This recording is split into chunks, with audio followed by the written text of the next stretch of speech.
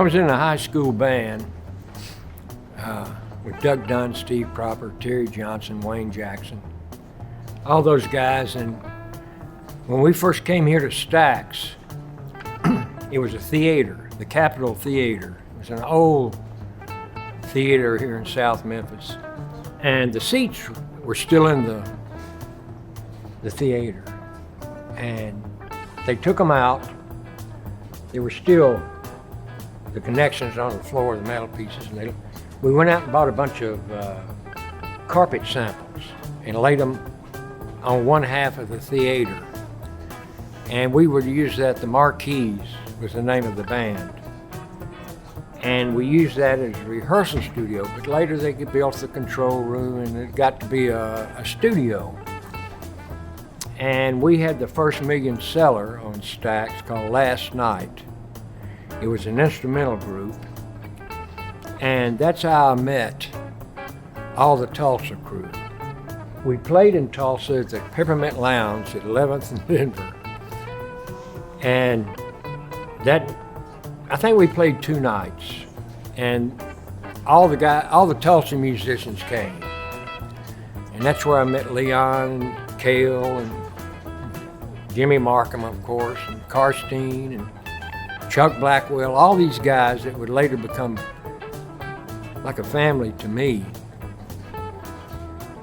And we had a couple of weeks off after the gig in Tulsa, so I stayed. And I stayed with a guy named Larry Bell. I stayed with Markham, just sleeping around and meeting everybody in Tulsa. I love Tulsa. It was so much like Memphis as far as the music. We played the same kind of music. We liked the same kind of music. And I felt a relationship deeper than just saying hello. I love Tulsa and I love the people there. And so I stayed there a couple of weeks, and then I would come back when we'd have weekends off. I would drive all the way. This is before interstates, and so it was a 2-lane highway through Arkansas and Oklahoma. It's pretty rough, but I didn't care. So I'd drive out, and I met them all those guys, and I loved them. And then I would come back to Memphis with my Memphis guys, Marquees, and we'd go out and do tours and things. And it was just didn't know it at the time, but it was a life-changing deal. And that's how I came to meet all those guys. See, I would work, when Leon started his studio, I was still on the road with different bands, the Marquees or whatever. But I always wanted to work in the studio to produce and write. I never thought I could. I was brought up, out of high school, we were hoping to make $1 an hour, whatever. And only once all this stuff happened, I never had much confidence in myself. Leon had all the confidence in himself, I'm sure. But we were all living by the days, Have fun today, who cares about tomorrow? We're never gonna die. But I'm trying to think of the first time I met Denny. I guess it was when him and Leon got Shelter, because this was after the Mad Dogs tour, because Denny had been Joe's producer and manager.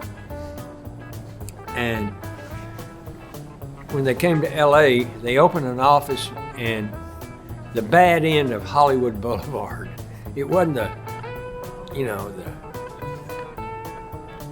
stars on the sidewalk. This was way down there. We were across from a porno theater in an old house, a funky old house, which was great. And that's where I met Denny. And after a couple of times, I went to Muscle Shoals, and Leon had started.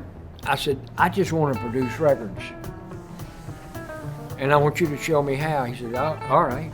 He said, the first lesson in producing records, and I'll never forget this. He said, when you walk in that control room, You make sure everybody thinks you know exactly what you're doing. And that stayed with me. And if I could stray a little bit from that story, I would cut albums back then at Stax or in Muscle Shoals. And if I needed, I liked big production stuff back then, and if it needed strings and woodwinds and all that, Memphis had a horrible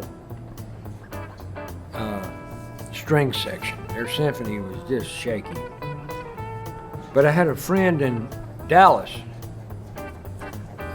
Jay Pruitt, who was an arranger and a friend. I don't know how I met Jay, but I'm glad I did. But he said, you ought to come down here. I can get the Dallas-Fort Worth Symphony for scale. So I went down there on a Sid Selvage album and did the strings. And it was a big 16 strings and woodwinds. And there were 2 cellos, and the maestro of the Dallas-Fort Worth Symphony they were Hungarian, and he had his daughter and his son playing in there, and they were, here mellow punk ass comes in there. And so I thought Leon, I walked in and I said, okay, let's take it. Stood up, I didn't sit down. And so we made the first pass through the strings.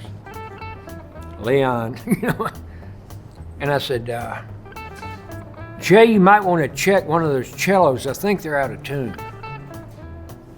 I didn't know from shit. Sure enough, they started all right. Now all these guys thought I knew what I was doing. So they never argued with me. So I thank you, Leon. And I did many string sessions down there with those guys. And they always thought I knew what I was doing when I did not. But it always sounded good. I was not a musical person. I didn't read music. I didn't play very well. But I loved it. I didn't care if I had a hit record. I just wanted to be involved in the process. And I felt like I was. My whole musical career I watched from the cheap seats, but at least I was in there. And that's the way I always thought about it. Hey, I'm involved. I like this. This is a good life. And Leon, John Fry, and all the guys from Muscle Shoals helped me with that. Imagine this. You go to LA and you work with Leon.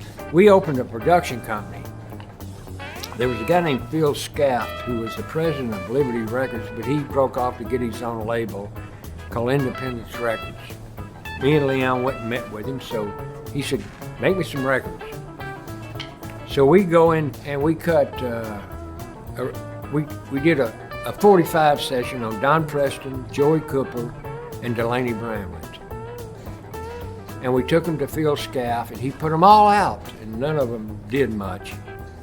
But I remember Delaney had this song called Guess I Must Be Dreaming, and it was a great song, and all those great players, Hal Blaine, Carole Kaye, Glen Campbell played guitar, but those records didn't hit, but they were fun to do, and I got to do them with Leon. And the next when we were on the road to promote our albums, and we were in Denver, Colorado, and Denny called us and said, I want you guys to go to Chicago and produce Freddie King. Huh? Whoa. Because Freddie King was one of our heroes. Growing up, he had hit records and great instrumentals. So we go to Chess Studio. This is where all the big blues hits were cut. Muddy Waters, Hallie Wolff.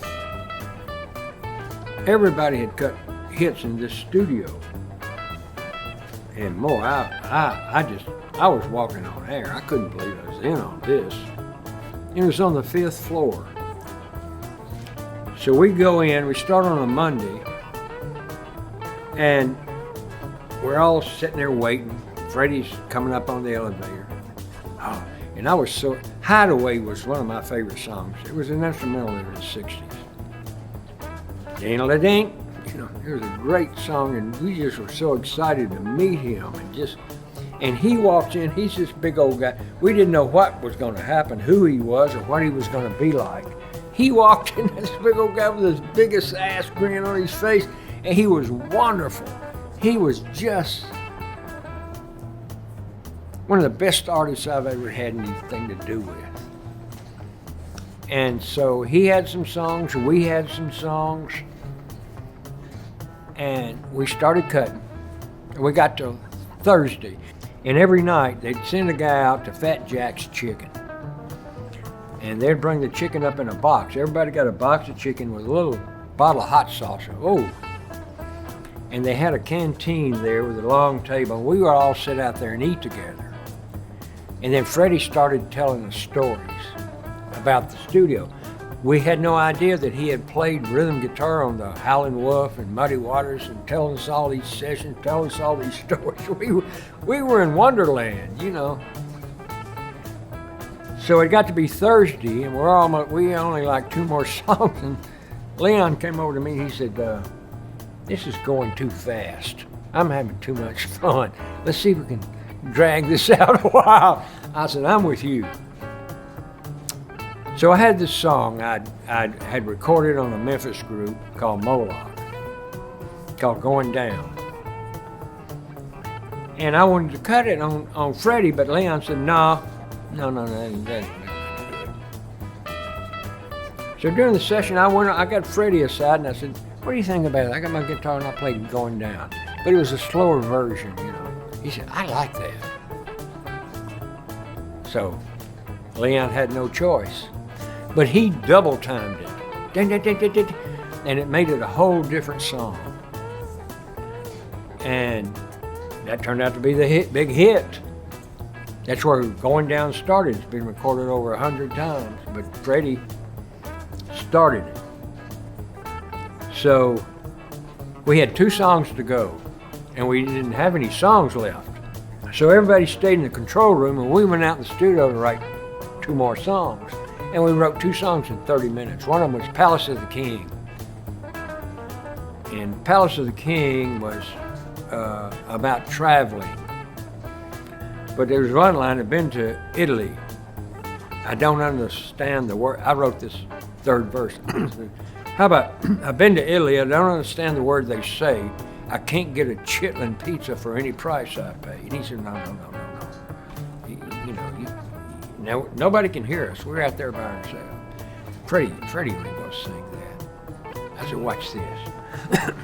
So I go in the control room and I come guitar and I sing him that verse. He fell over backwards laughing. Man, I said, all right. So that's my main line in those songs that we got to write together.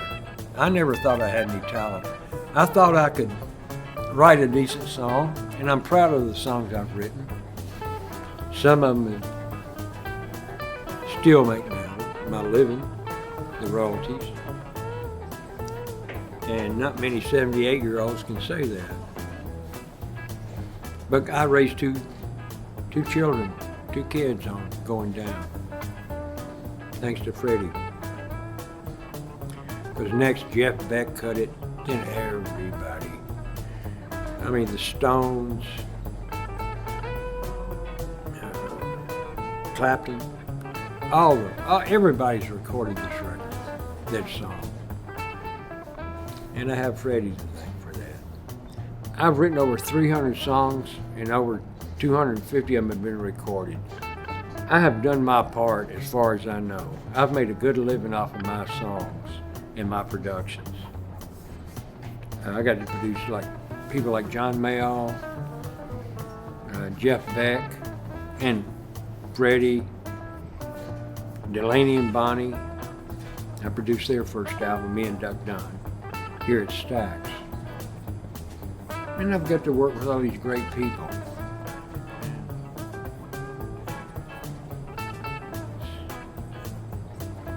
It's been a great life. I have no complaints. Like I told you coming over here, I could have died 10 years ago and I'd been satisfied.